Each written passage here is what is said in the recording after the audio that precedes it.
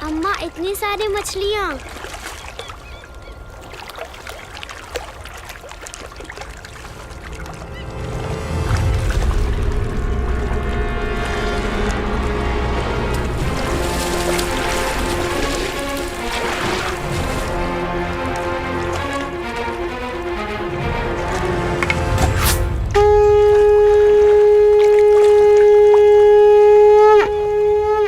अजात शत्रु ने आक्रमण किया है।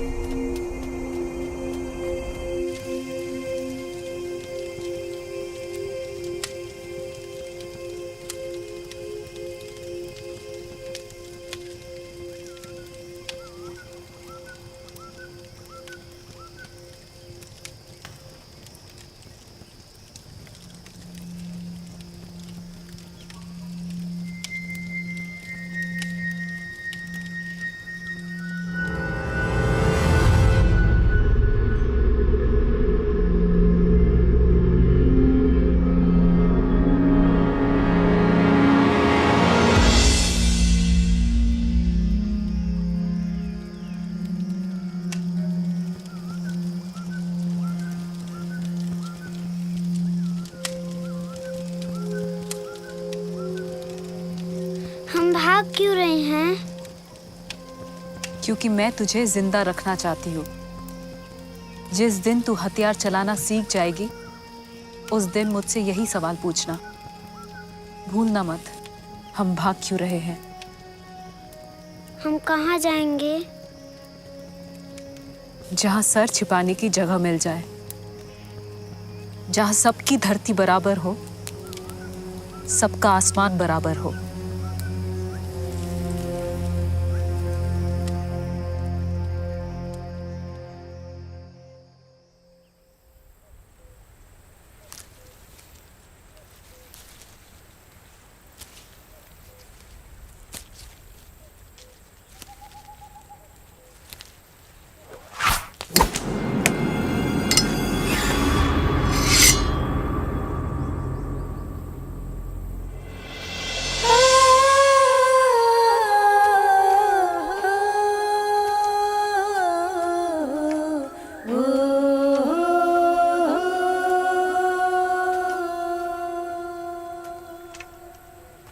मैंने भी हथियार चलाना सीख लिया अम्मा। आजमाओगी? पर अम्मा एक सवाल मैं आज तक नहीं भूली, हम भाग क्यों रहे हैं? हम कौन हैं? मैं कौन हूं?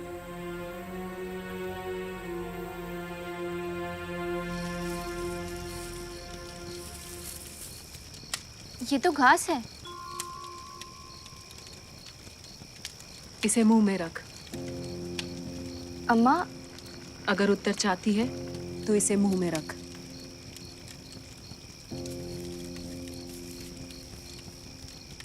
कुछ याद आया? ये है तेरी पहचान। तू एक शाक्य है, तृण शाक्य। तृण शाक्य? तू एक शाक्य थी, भगवान बुद्ध के वंश की शाक्य, कपिल वस्तु की शाक्य कुमारी, पर तुझे तृण शाक्य बनाया विदुदाब ने। शाक्य तो सभी को बराबर समझते थे, पर तुझे, मुझे, हम जैसे कई शाक्यों को छोटा बनाया, जानवर जैसा बनाया विदुदाब ने। विदुदाब? कौशल के राजा प्रसेनजीत, कपिल वस्तु की वासव खतिया का क्रूर बेटा विदुदाब। तुम आज तक अपने ननिहाल नहीं गए? तुम कपिल वस्तु नहीं गए? नहीं, जब माँ से पूछा तो उन्होंने मना कर दिया। क्यों? ये मैंने सोचा ही नहीं। और वैशाली? नहीं। जब गणराज्यों की परिक्रमा ही नहीं करोगे तो साम्राज्य का विस्तार कैसे करोगे? गण और जनपदों की परिक्रमा व्यापार के लिए तुम जैसे श्रेष्ठी और श्रेष्ठी पुत्र करते हैं। मैं प्रसेनजीत का पुत्र हूँ, राजपुत्र। जब चाहूंगा कपिल वस्तु जैसे गणों से मेरी परिक्रमा करवा लूंगा। कितने हैं गणतंत्र?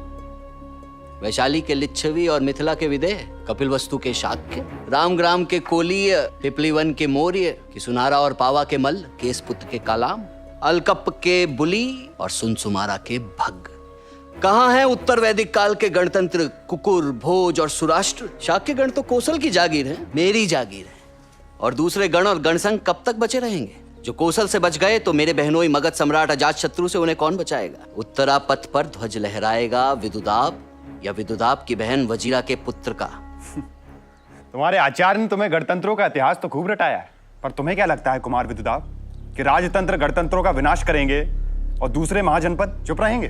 कौन सा महाजनपद कौशल या मगध के मार्ग में आएगा? एक नाम तो बताओ। चलो अब देखता हूं तुम्हें तुम्हारे आचार्य ने कितना पढ़ाया है। महाजनपद 16 है ना? चलो 16 के सिर्फ नाम बता दो, तो जितनी जगह तुम घेर कर बैठे हो उतनी सोने के सिक्कों से पाट दूंगा। कुमार, मुझे अपना सोना मत दिखाओ। मेरे पितामह ने तुम्हारे बड़े भाई कुमार जैत के वन को खरीदने के लिए सोने से पाट दिया था। नाम बताओ।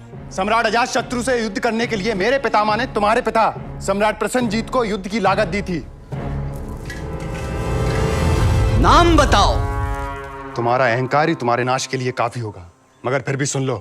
काशी, कौशल, अंग, मगध, वज्जी, मल, चेदी, वत्स, कुरु, पांचाल, मत्स्य, सुरसेन, अश्मक, अवंती, गांधार और कंबोज। पर तुम्हारा नाश का कारण होगा सिर्फ एक गणतंत्र। सृष्टिपुत्र को रोक लीजिए कुमार। हमारे शाक्य गण में 80,000 परिवार थे। संतागार में हमारी सभा होती थी। शाक्य गण राजा का मुखिया गण मुख्य, गणपति, गण राजा या गणज्येष्ठ कहा जाता था। विदुदाब ने सब नष्ट कर दिया। चातुमा, सामगाम, खोमदुस, सीलावती, मेतलूप, उलुम, देवदह, सक्कर हमारे नगर थे। हमारे गणराज्य की परिषद थी। उसमें 500 सदस्य होते थे। गांव का कारोबार गांव में खुली सभा या पेड़ों के झुरमुट में होता था। संतागार में होने वाली सभाओं के संविधान और नियम थे। संतागार में ठीक से आसनों की व्यवस्था के लिए आसन प्रज्ञापक होता था। सभा में सदस्यों की आवश्यक संख्या रहे, गणपूर्ति रहे, इसके लिए गणपूरक होता था। सभापति या विनेदर नटी या ज्ञाप्ति की स्थापना करता था। उसके बाद सदस्य उस पर खुली बहस करते थे और जो भी प्रतिज्ञा या निर्णय होता था उसे सबके सामने एक बार और कभी-कभी 3 बार पढ़ा जाता था। कोई आपत्ति ना हो तो प्रतिज्ञा पारित समझी जाए। आपत्ति है। और किसी को? परिषद में मतभेद होने पर या संवाद होने पर पंचों की समिति एक मत या निर्विरोध मत पर पहुंचने की कोशिश करती थी। शाक्य इसे उपवाहिका कहते थे। पंचों की समिति को उबाहिका की आशा नहीं है और ना ही ज्ञाप्ति। आम सहमति से पारित हो ऐसा संयोग दिखाई दे रहा है। इसलिए मैं इस प्रस्ताव पर छंद मांग रहा हूं। छंद यानी मतनामा? हाँ, हर सदस्य अपने अधिकार का खुलकर प्रयोग करता था। हर सदस्य को अलग अलग छंद या मत के लिए अलग अलग रंगों की लकड़ी की पतली शलाकाएं दी जाती थी। शलाका गाहपक नाम का अधिकारी सभी छंद जमा करता था। गणपति या विनयधर छंदों की गिनती करते थे। ये भू या सिक ममम या बहुमत की विजय होती थी। एक बार प्रस्ताव पारित हो गया तो दोबारा उसे परिषद के सामने नहीं रखा जा सकता था। जो भी प्रतिज्ञा या निर्णय ध्वनि मत से हो उसे ही कानून या संघकर मान लिया जाता था। यह पूरी प्रक्रिया लिखी और सुरक्षित रखी जाती थी। बौद्ध संघ की रचना भी गणराज्यों से प्रेरित है। व्यवसायियों ने भी अपना संघ, निकाय, निगम या श्रेणी कहे जाने वाले संगठनों की रचना शाक्य गणराज्य के गणतंत्र के आधार पर की थी। ऐसा था हमारा शाक्य गणतंत्र, जिसे विदुदाब ने तहस नहस कर दिया। वह दुष्ट यह नहीं समझ सका कि कपिल वस्तु के विनाश से मनुष्यता की गणतंत्र की आवाज नहीं थमेगी। वृषणी और अंधक गण संघ को मिटाने की जरासंध और कंस ने क्या क्या कोशिश नहीं की, पर गण संघ नहीं मिटे। वे बराबर लड़ते रहे अपनी पहचान के लिए। कोई आक्रांता गणतंत्र नहीं समाप्त कर सकता। काश वे समझ पाते कि मनुष्यता का इतिहास राजतंत्र से गणतंत्र की ओर बढ़ने का है। लेकिन अपने ही ननिहाल को नष्ट करने का कोई तो कारण रहा होगा माँ। कारण हो ना हो, मनुष्य कारण ढूंढ लेता है। भगवान बुद्ध और महावीर को मानने के कई कारण हैं, न मानने के भी कई कारण हैं।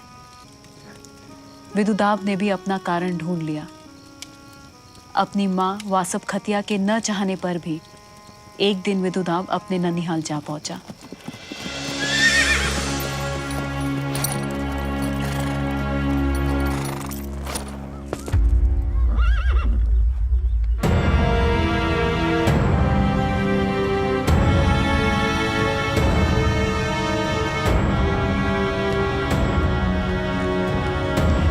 प्रणाम।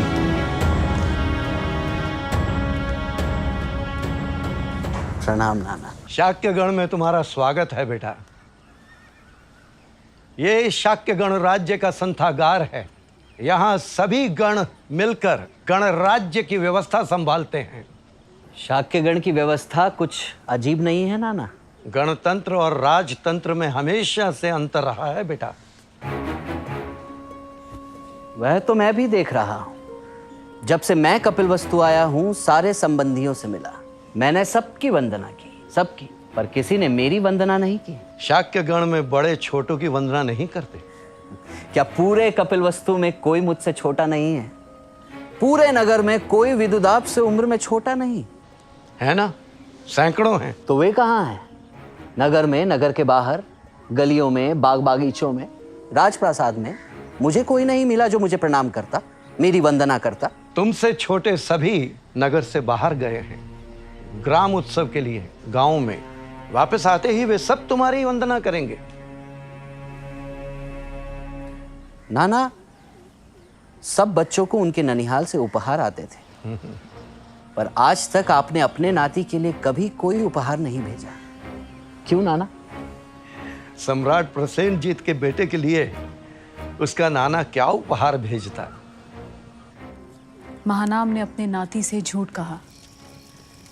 सच तो यह था कि विदुदाब के कपिल वस्तु आने की खबर मिलते ही शाक्य गण ने विदुदाब से छोटे सभी लड़के लड़कियों को कपिल वस्तु से बाहर भेज दिया। क्यों अम्मा? क्यों अम्मा? ताकि किसी को भी विदुदाब की वंदना न करनी पड़े, प्रणाम न करना पड़े। मतलब? अभिमान, अपने जाति का अभिमान और शाक्य वंश का दुर्भाग्य। एक छल ने पूरे वंश का नाश कर डाला। शाक्य वंश के गौरव भगवान बुद्ध को जब उनके विरोधी बदनाम कर रहे थे, तब कौशल नरेश प्रसेनजीत ने भिक्षु संघ का साथ नहीं दिया।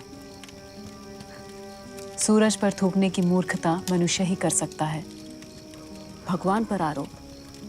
पर जब सच सामने आया और भगवान की प्रतिष्ठा और बढ़ी, तो प्रसेनजीत ने अपने संबंध भिक्षु संघ से ठीक करने के इरादे से शाक्य कुल की कन्या से विवाह करने का विचार किया। प्रसेनजीत ने भगवान बुद्ध से बात की। भगवान बुद्ध ने कहा, मैं तो संसार छोड़ चुका। तब प्रसेनजीत ने अपने विवाह का प्रस्ताव कपिलवस्तु भेजा। सम्राट प्रसेनजीत भगवान बुद्ध के कुल से संबंध जोड़ना चाहते हैं, इसलिए शाक्य कुल की कन्या से विवाह करना चाहते हैं। शाक्य गण को सम्राट प्रसेनजीत का प्रस्ताव स्वीकार है। इससे दोनों कुलों के संबंध मजबूत होंगे। मैं सम्राट के योग्य कन्या ढूंढकर आपके जाने से पहले सूचित करता हूं। कौशल के क्षत्रिय शाक्यों से बड़े नहीं है, फिर वो प्रसेनजीत ही क्यों ना हो। कौन शाक्य अपनी बेटी उसे देगा? दें तो भी समस्या, न दें तो भी समस्या।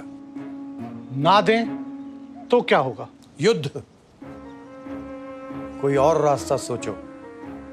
किसी दासी का विवाह करा दें तो? प्रसेनजीत सम्राट है, उसकी सम्राज्ञी बन सके ऐसी सुंदर कन्या ही चाहेगा। आपकी दासी की पुत्री वासव खत्या जैसी सुंदर कन्या पूरे कपिवस्तु में नहीं है। दासी से ही सही, आपकी बेटी है। संदेह करना राजा का स्वभाव और दूतों का कर्तव्य होता है। हम उन्हें संदेह करने का मौका ही ना दे तो? कैसे? महानाम सम्राट प्रसेनजीत के दूतों को भोजन पर आमंत्रित करें और महानाम वासव खत्या के साथ एक ही थाली में भोजन करें। मैं अपनी दासी की पुत्री के साथ एक थाली में भोजन करूं? भोजन सिर्फ वासव खतिया करेगी, आप नहीं। आप सिर्फ भोजन करने का छल करेंगे। कौशल नरेश प्रसन्न था कि भगवान बुद्ध के कनिष्ठ चाचा का बेटा महानाम अपनी बेटी उसको देने के लिए तैयार था। उसने अपने दूतों से जांच परख कर कन्या लाने को कहा। महानाम और शाक्य गणों ने मिलकर प्रसेनजीत के दूतों के साथ छल किया। वासव खतिया को महानाम के साथ एक ही थाली में खाता देख उन्हें विश्वास हो गया कि यही महानाम की ही बेटी है। प्रसेनजीत वासव खतिया की सुंदरता को देखकर ऐसा मुग्ध हुआ कि उसे अग्र महिषी का पद दे दिया। वासव खतिया की कोख से विदुदाब ने जन्म लिया और बच्चों के मामा मामी नाना नानी से उपहार मिलता देख वह अपने माँ से पूछता कि मेरे नाना नानी मेरे लिए उपहार क्यों नहीं भेजते। कपिलवस्तु बहुत दूर है ऐसा कारण देकर वह उसके मन को बहला लेती। जब वो ननिहाल जाने की बात करता तो कोई ना कोई बहाना देकर उसे टाल देती। पर 16 वर्ष के विदुदाब से वह क्या बहाना बनाती। मन में कई सवाल लिए सबसे विदा ले वह श्रावस्ती की ओर चल दिया। शाक्य प्रसन्न थे, पर वह कहा जानते थे कि दुर्भाग्य उनका दरवाजा खटखटा रहा है। विदुदाब का एक सेवक अतिथि गृह में अपनी तलवार भूल गया था। जब वो तलवार लेने के लिए वापस गया, अरे ये क्या कर रही हो भणे? देख नहीं रहे हो सारे आसन और फर्श धो रही हूँ। क्यों? गणपति का आदेश है। कोई दासी पुत्र संथागार और कक्ष अपवित्र कर गया है। एक एक आसन धोना पड़ रहा है मुझे। सेवक ने विदुदाब को बताया। अपमान की आग में जल रहे विदुदाब ने प्रसेनजीत से पूछा, क्या मेरा पिता दास या दासी पुत्र है? प्रसेनजीत ने जैसे ही वासव खतिया से सवाल किया, सच सामने आ गया। उसी क्षण उसने दोनों माँ बेटे को अपमानित कर महल से बाहर निकाल दिया और उनसे सारे अधिकार छीन लिए। भगवान बुद्ध के समझाने पर प्रसेनजीत ने दोनों को फिर से स्वीकारा। पर उस दिन विदुदाब ने एक प्रतिज्ञा कर ली। जैसे मेरे द्वारा छुए गए आसनों को शाक्यों ने दूध से धोया, वैसे ही मैं एक दिन उन्हीं आसनों को शाक्यों के रक्त से धोऊंगा। प्रतिशोध की ज्वाला में जल रहे विदुदाब ने बरसों बाद पहले अपने पिता से अपमान का बदला लिया। उसने बूढ़े प्रसेनजीत को राज्य से विस्थापित कर दिया और कपिलवस्तु पर आक्रमण किया।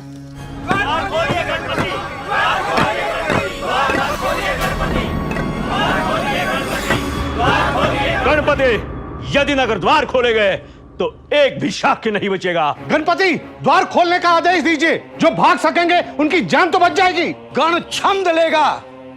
जो द्वार खोलने के विरोध में हो वे नहीं कहें, नहीं। जो समर्थन में हो वे हाँ कहें।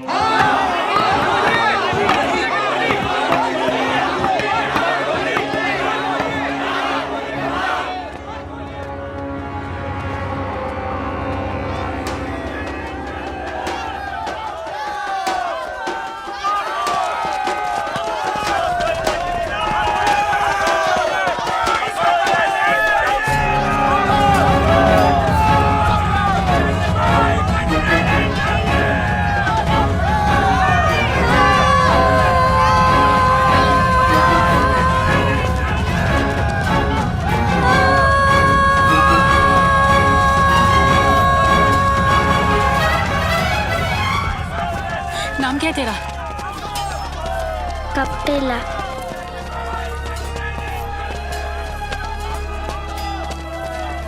इसे मुंह में रख। अब जब तक मैं ना बोलूं मुंह मत खोलना।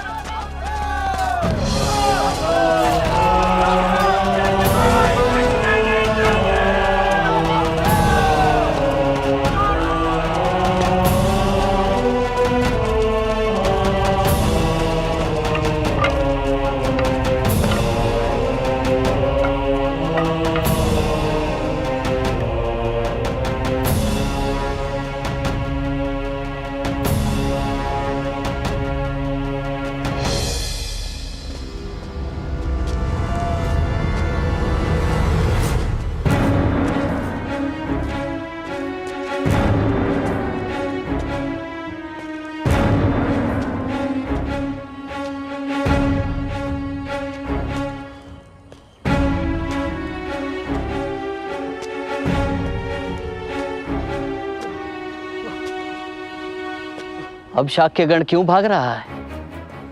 हम तिनके हैं, आपके पैरों में पड़े हुए तिनके। हमें मत उजाड़िए, हमें मत उजाड़िए।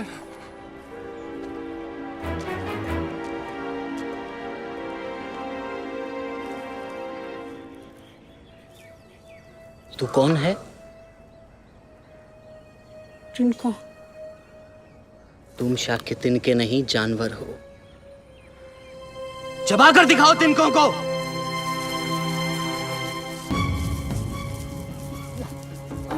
जाओ, तुम जानवरों पर मैं दया करता हूं।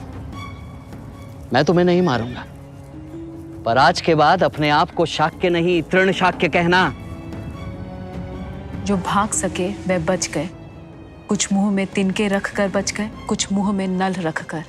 विदुदाब ने बच्चे, बूढ़े, जवान किसी में भी भेद नहीं किया और शाक्यों के रक्त से अतिथि गृह और संथागार के आसनों को धोया। सोने की तरह चमकना चाहिए ये आसन।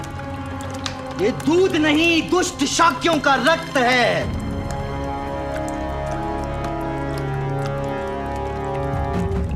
महानाम ने आत्महत्या की। प्रतिशोध और प्रतिहिंसा के आग में जिसने कपिल वस्तु का नाश किया, वह विदुदाब भी एक दिन अपने ही महल में लगी आग में जलकर खाक हो गया। भागकर तुम कहीं और भी तो जा सकती थी। शाक्यों के लिए शाक्य गण महान था, तो गणों के लिए वज्जी संघ। बचपन में शाक्य गण में वज्जी संघ की राजधानी वैशाली की महानता की कई कहानियां सुनी थी। इसलिए जान बचाकर भाग रहे कदम वैशाली की ओर दौड़े, जहां सभी बराबर थे, सभी राजा थे। सभी बराबर और सभी राजा। यही तो थी वैशाली की विशेषता। महाभारत के समय एक राजा विशाल के नाम पर बनी थी वैशाली, पर जिसने लिच्छवी गण और वैशाली का इतिहास रचा वह था नाभाग। तुम में से कुछ पीढ़ियों से मेरे कुटुंब की सेवा करते आ रहे हैं। मेरे बच्चे तुम्हारी गोद में खेल कर बड़े हुए हैं।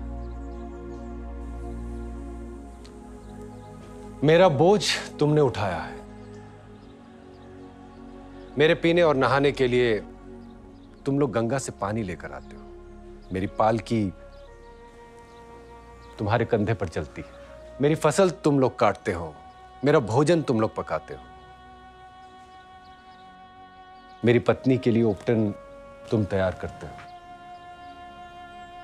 उसका श्रृंगार करते हो, मेरे बच्चों की विष्ठा उठाते हो, फिर भी तुम मेरे दास हो, मेरे भाई, मेरे मित्र, मेरे साथी नहीं।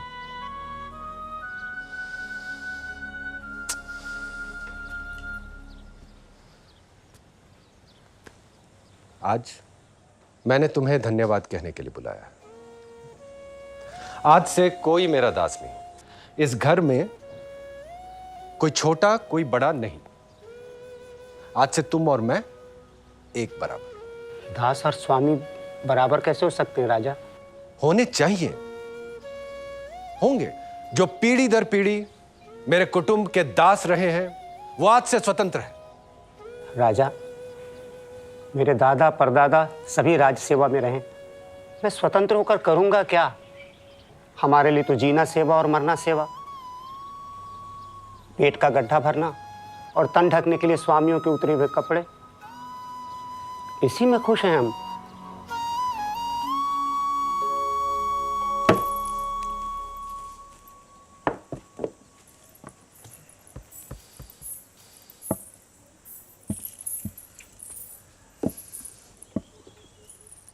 दास दासियों को ऐसा आपने क्या कह दिया कि वे सब आंसू बहा रहे हैं? कोई गलती हुई उनसे? गलती हमसे हुई है। हम ना उन्हें शास्त्रों का अर्थ समझा सके, ना उनके अधिकारों की रक्षा कर सके। मतलब? वेदांत कहते हैं, याज्ञवल्क्य कहते हैं, जनक कहते हैं, ब्रह्म और उनका सारा ब्रह्मांड एक है। तो फिर मनुष्य एक क्यों नहीं? मनुष्य मनुष्य में भेद क्यों है? लिच्छवी मुझे बताएं कि मैं कौन हूं। तुम लिच्छवी गण के राजा हो, अधिराज हो, विराट हो, स्वराट हो, नभाग। मैं करता क्या हूं? आप शासन करते हैं, धर्म का पालन करते हैं और सभी से करवाते हैं। मुझ पर किसका शासन चलता है? धर्म का। क्या मैं धर्म हूं? नहीं। यदि मैं अपने धर्म का पालन नहीं करूं तो मुझे हटाने का कर्तव्य किसका? धर्म का। कहां है वह धर्म? धर्म सूत्रों में या वे जो धर्म को धारण करते हैं? वे जो धर्म को धारण करते हैं। क्या ऐसे लिच्छवी इस सभा में है, वैशाली में है? क्या वे इस सभा में हैं? क्या उनके पास मुझे हटाने का अधिकार है?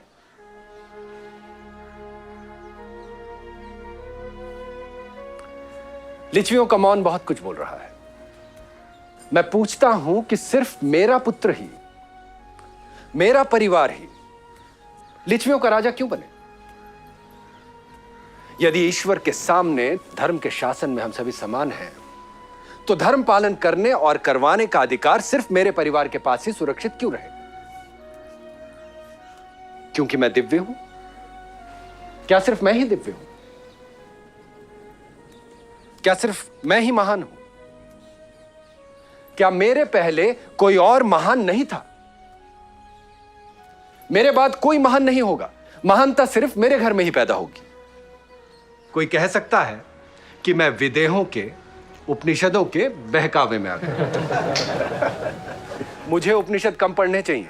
मैं पूछता हूं वैशाली के लिच्छवियों से कि यह धर्म पालन करने और पालन करवाने की योग्यता लिच्छवियों के किसी कुल में नहीं।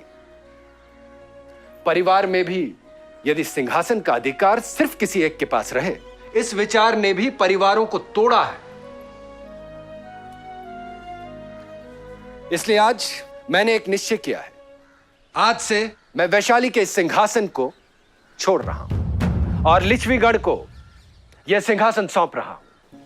आज से मैं अपने खेत में पसीना बहाऊंगा और अपने खेतों का राजा कहलाऊंगा। आज से मेरे लिए हर लिच्छवी राजा। हर लिच्छवी राजा कैसे हो सकता है ज्येष्ठ? हर लिच्छवी कुल अपना कुल मुख्य चुने, वह कुल मुख्य राजा होगा। सभी राजा होंगे तो फिर शासन कौन करेगा विराट?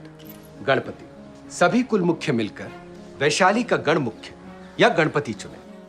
गणपति और सभी कुल मुख्य मिलकर उप गणपति, सेनापति, कोष का अधिकारी या भंडागारिक और महत्त का यानी गणदूत चुने।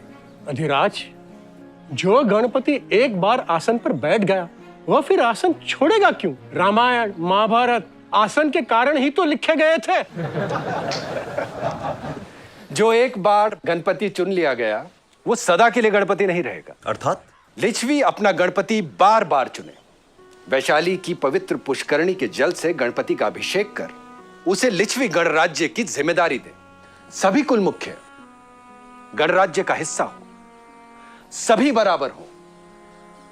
कोई गणपति गणराज्य से बड़ा नहीं होगा और गणपति को हटाने का कुल मुख्यों को अधिकार होगा। यहां हर कोई राजा होगा और कोई किसी का अनुयायी नहीं होगा। वैशाली में छोटे, बड़े और मंझले के सम्मान में कोई अंतर नहीं होगा। अब लिच्छवी यह तय करें कि वे वैशाली में कुलीन तंत्र चाहते हैं या गणराज्य, गणतंत्र। लिच्छवी गण अपने समय में सबसे ताकतवर गण था। मगध से स्वतंत्रता की रक्षा के लिए 8 कुलों ने मिलकर वज्जी संघ बनाया था, जिसमें लिच्छवी गण और विदेह भी था। इसमें लिच्छवी सबसे बड़ा कुल था। नाभाग ने मनुष्य की स्वतंत्रता के लिए जो स्वर उठाया था, उसकी रक्षा के लिए वैशाली ने हर कदम उठाया था, और इसका अनुभव शाक्य गण से भागी हुई मुझ जैसी स्त्री को भी हुआ था। ऐसा क्या हुआ था माँ? वैशाली में उस समय 7,707 राजा थे, 7,707 प्रासाद थे। भगवान बुद्ध जीवित थे। वज्जी संघ में विदुदाब के लिए क्रोध था और भागे हुए शाक्यों के लिए करुणा थी। इसलिए मुझे एक राजा के प्रासाद में दास कर मिल गया। एक दिन जब मैं अपने स्वामी पुत्र के कोठरी में गई, स्वामी, वहां रख दो। यहां आओ।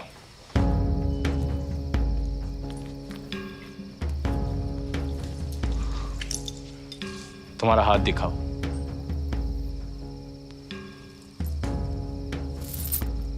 ये तुम्हारा पुरस्कार। तुम्हारे शाक्य गणराज्य में तो दासी स्वामी की संपत्ति होती थी ना। वासव खतिया महानाम की दासी की पुत्री थी ना।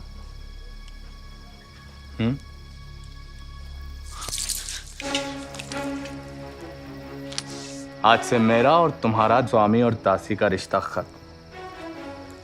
अब से तुम्हें अपने मुंह में तिनका रखने की जरूरत नहीं पड़ेगी। विदुदाब ने हमारा स्वाभिमान कुचला, हमारी आत्मा नहीं। मैं शाक्य कुमारी हूं, अम्बपाली नहीं। मेरा हाथ छोड़ो। इतना अभिमान?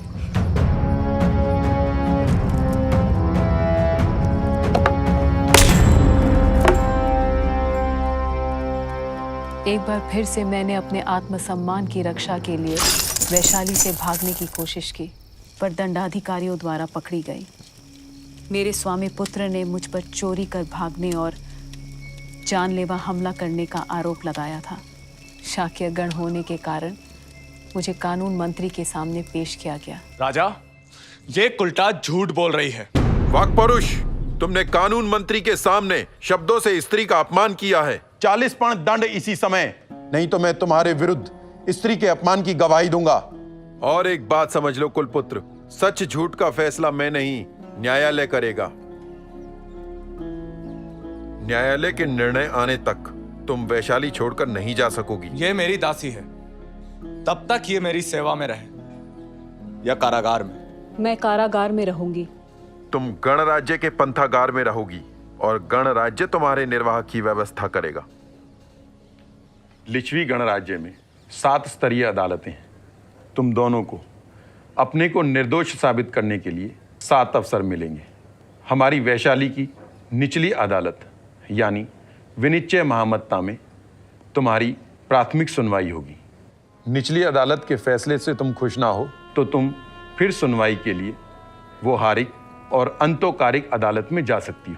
व्यवहारिक और अंतोकारिक का मतलब जानती हो? नहीं। व्यवहारिक यानी वकील और अंतोकारिक यानी न्यायाधीश। यहां तुम्हारी पैरवी व्यवहारिक करेगा गणराज्य के खर्चे पर।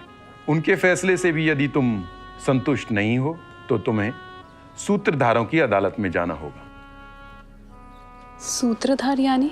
कानून के विशेषज्ञ या न्याय सूत्रों के मीमांसक। यहाँ भी मुझे न्याय नहीं मिला तो विज्जी संघ के अष्टकुलक यानी 8 कुलों के पंचों की समिति निर्णय करेगी। इन 4 अदालतों से भी तुम्हें न्याय नहीं मिला तो तुम सेनापति, उपराजा और राजा की अदालत में जा सकती हो। ये तीनों स्वतंत्र रूप से मामले की छानबीन करेंगे, पर राजा या गणपति का निर्णय अंतिम होगा। कोई भी अदालत तुम्हें निर्दोष घोषित कर सकती है, पर यदि इन सभी अदालतों ने तुम्हें दोषी पाया तो राजा तुम्हें हमारी पवेणी पोथक के आधार पर दंड देगा। पवेणी पोथक क्या होता है, सुना है तुमने शाक्यगण में? नहीं। ये पहले के मुकदमों के उदाहरणों की किताब है, जिसमें अपराध और उसके लिए दिए गए दंड का विस्तृत ब्यौरा होता है। तुम्हारे मुकदमे का ब्यौरा भी इसमें लिखा जाएगा। ये वैशाली है। यहां पर अम्बपाली की पालकी को भी कुलपुत्र और राजा सम्मान से कंधा देते हैं। यहां तुम सुरक्षित हो। वैशाली की न्याय व्यवस्था देख मैं हैरान थी। विनिश्चय महामत्ता में आरोप जमीन पर लिखा गया। बाद में उसकी शुद्ध प्रतिलिपि एक चादर पर बनाई गई। व्यवहारिक और अंतोवारिक की अदालत में बयान लकड़ी की काली तख्ती पर लिखा गया, फिर उसकी प्रतिलिपि बनाई गई। पहली बार मैंने अदालतों में वैशाली के संविधान के पुस्तक और नियमों की तालिका देखी। ताम्र पत्र पर लिखे नियम और कानून, पत्थरों पे खुदी तालिका। मैं 6 अदालतों में हारी। अब मेरी आखिरी उम्मीद गणपति या राजा की अंतिम अदालत थी। शाक्य कुमारी चारु संधि, वैशाली में सभी बराबर हैं। तुम्हें बैठने का अधिकार है।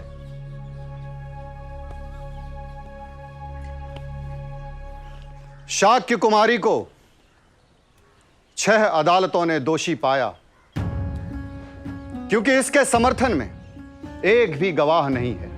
कुलपुत्र शत्रुंजय का आरोप है कि उसने शाक्य कुमारी को चोरी करते हुए रंगे हाथों पकड़ा, इसलिए शाक्य कुमारी ने उस पर हथियार से आक्रमण किया। कुलपुत्र के दूसरे दासों ने उसके समर्थन में गवाही दी। क्या शाक्य कुमारी सबके सामने चोरी कर रही थी?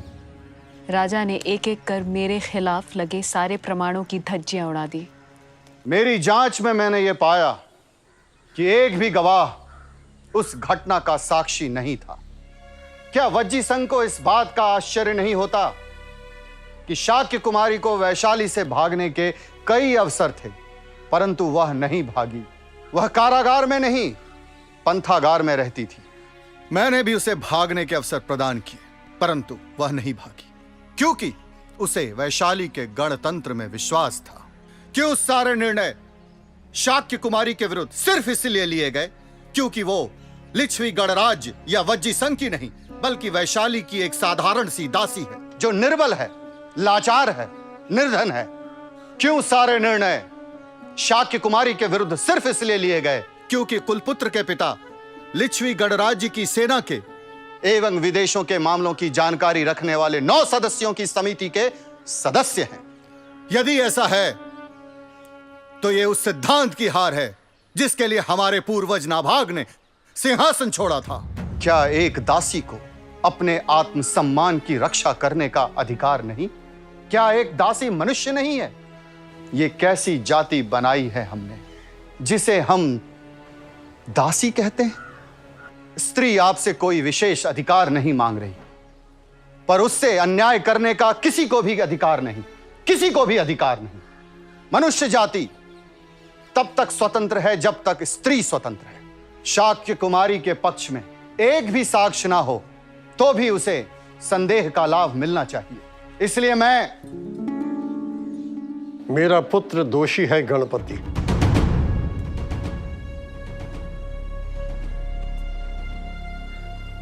मैं जयपत्र शाक्य कुमारी को देता हूं और कल ही लिच्छवी गणराज के सामने प्रस्ताव रखूंगा कि शाक्य कुमारी को वैशाली में सम्मान से जीने का अधिकार दिया जाए। इसमें तो बहुत समय लगा होगा ना माँ? नहीं, सिर्फ 1 माह। ऐसा महान था लिच्छवी गणराज्य, जहां नगाड़ा बजते ही सारे राजा एक साथ संतागार में आते थे और एक साथ जाते थे। सभी साथ बैठकर फैसला लेते थे। हर बैठक का कार्यवृत्त 4 राजा लिखते थे और इन्हें संभाल कर रखा जाता था। ऐसे महान लिच्छवी गणराज्य को खान विवाद के लिए मगध के अजात शत्रु ने भगवान बुद्ध के महापरिनिर्वाण के 3 साल बाद नष्ट कर दिया। और एक बार फिर हमें भागना पड़ा, पहले कपिल वस्तु से, फिर वैशाली से। अब इनका क्या करूं माँ? जला दे। पर गणतंत्रों की मनुष्यता की स्वतंत्रता की आग अपने अंदर हमेशा जलाए रखना। पीढ़ी दर पीढ़ी वह आग जलाए रखना जब तक हर मनुष्य को समानता का अधिकार नहीं मिल जाता। जब तक संसार में तिनके हैं, हर शाक्य मनुष्य के समानता के अधिकार के लिए लड़ता रहेगा, ताकि कोई किसी को तिनका समझने की भूल ना करे। बस शाक्य मुनि गौतम बुद्ध की एक बात याद रखना, जो उन्होंने अजात शत्रु के मंत्री महामात्य वर्षाकार को सुनाते हुए आनंद से कहा था। गौतम, वैदेही पुत्र अजात शत्रु ने आपके चरणों में नमन किया है। वैदेही पुत्र अजात शत्रु विजयों का संहार करना चाहते हैं। आनंद, क्या तुमने सुना है कि वज्जीगण नियमित रूप से मिलता रहता है? हाँ बनते, वो नियमित रूप से मिलता रहता है। आनंद, जब तक वज्जी नियमित रूप से मिलते रहेंगे, उनकी समृद्धि होगी, उनकी उन्नति होगी। क्या वज्जीगण बैठक का आह्वान सुनते ही एकत्र हो जाते हैं? सुना है बनते। क्या वो एक साथ उत्थान करते हैं? सुना है बनते। क्या वो एक मत होकर करने योग्य कार्य करते हैं? सुना है बनते। आनंद, जब तक वज्जी शास्त्र विरुद्ध और निषिद्ध को उचित नहीं कहेंगे, उचित को काटेंगे नहीं, उनका नाश नहीं होगा। आनंद, क्या वज्जीगण पुरातन नियमों का पालन करते हैं, व्यवहार करते हैं? हाँ बनते, सुना है। आनंद, जब तक वो ये करते रहेंगे, उनका नाश नहीं होगा। आनंद, क्या वज्जीगण अपने वृद्धों का आदर करते हैं? हाँ, सुना है बनते। आनंद, क्या वज्जीगण अपने वृद्धों को गौरव प्रदान करते हैं, उनको मानते हैं, उनकी पूजा करते हैं, उनकी सुनने योग्य बात ध्यान से सुनते हैं? सुना है बनते। आनंद, जब तक वज्जीगण अपने वृद्धों का गौरव, सत्कार और पूजा करते रहेंगे, उनकी सुनने योग्य बातें ध्यान से सुनते रहेंगे, उनका नाश नहीं होगा। आनंद, क्या तुमने सुना है कि वज्जीगण अपने कुल की कुमारियों को शक्ति से नहीं छीनते, शक्ति से कहीं नहीं बसाते? सुना है बनते। आनंद, क्या वज्जीगण अपने चैत्यों की पूजा करते हैं, उनका सत्कार करते हैं, उन पर मिले धन का अपहरण नहीं होने देते? सुना है बनते। आनंद, क्या तुमने सुना है कि वज्जीगण अर्हतों की रक्षा करते हैं, भविष्य में अर्हत उनके राज्य में आए इसका ध्यान रखते हैं, और जो आए हैं वो सुख से विहार करें उसका प्रबंध करते हैं? हाँ बनते, सुना है।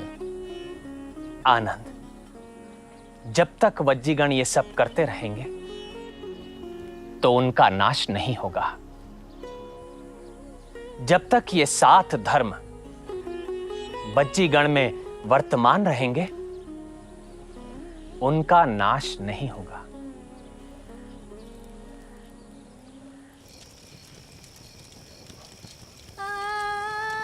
मेरी बिटिया, जब तक तू यह बुद्ध वचन अपनी पीढ़ी को याद दिलाती रहेगी, संसार में गणतंत्र जिंदा रहेगा। और एक बात याद रखूंगी मैं, हर अनाथ बेटी को तुझ जैसी माँ मिले।